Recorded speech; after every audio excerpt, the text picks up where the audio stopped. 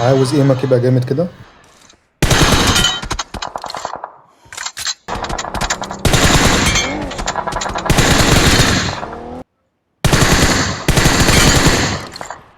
كمل الفيديو للاخر عشان تاخد كود الحساسيه وكمان تثبت ايمك. السلام عليكم، ازيكم عاملين ايه؟ طبعا ان شاء الله تكونوا كويسين. في بدايه الفيديو ما ننساش نصلي على سيدنا محمد عليه افضل الصلاه والسلام. اللهم صل وسلم وبارك على سيدنا محمد. الفيديو ده شيء مهم جدا للناس اللي حساسيتها ضعيفه او اللي ايمها ضعيف ومش بتعرف تلعب ببجي بسبب الايم وما بتعرفش تعمل كنترول السكوبات بتاعتها. ففي الفيديو ده انا هجيب لك احسن حساسيه، 4 صوابع وصباعين وكمان 3 اصابع، بس المهم تكون بتلعب جيروسكوب. واللي عايز من غير جيروسكوب يكتب لي في الكومنتات لو انتوا حابين السلسله دي اكمل فيها ولا لا. طيب احنا اول حاجه هنوريكم الحساسيه عادي عشان الناس اللي بتحب توقف الفيديو وتعملها من غير ما تنسخ الكود، وفي نفس الوقت هنسيب لكم الكود لو حد عايز ينسخ الكود هنسيبه في البايو تحت. طيب احنا هناخد الكود، وفي ناس مش عارفه ازاي بتطبع الكود او بتاخد الكود وتفعله جوه على الاكونت بتاعها. الموضوع سهل وبسيط جدا، كل اللي عليك بتدوس على علامه البحث او علامه السيرش وبتنسخ الكود هنا وتعمل بريفيو، هيظهر لك اسم لو كريف، هتعمل يوز دوت او استخدام المخطط وبعد كده تدوس اوكي. وبس كده انت كده عندك الحساسيه بتاعتي، وبتعمل ابلود تو كلاود او الحفظ على السحابه عشان خاطر لو عملت اي حاجه في الحساسيه تفضل موجوده عندك وثابته. بس كده ده كان الحساسيه وتثبيت الايم. فخش جربها وادعي لي، وما تنساش تعمل لي لايك وتعمل لي اشتراك في القناه.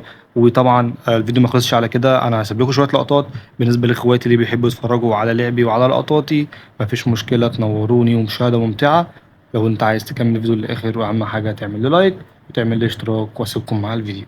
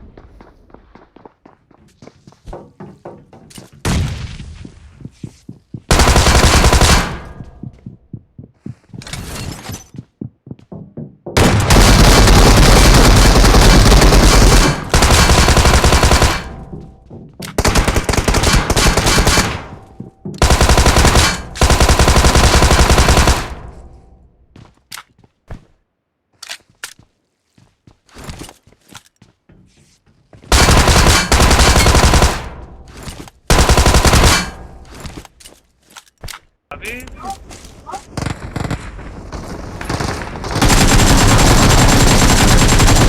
تكون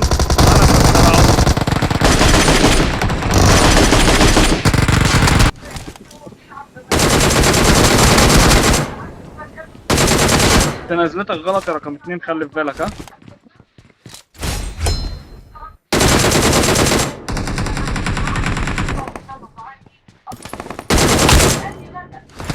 لا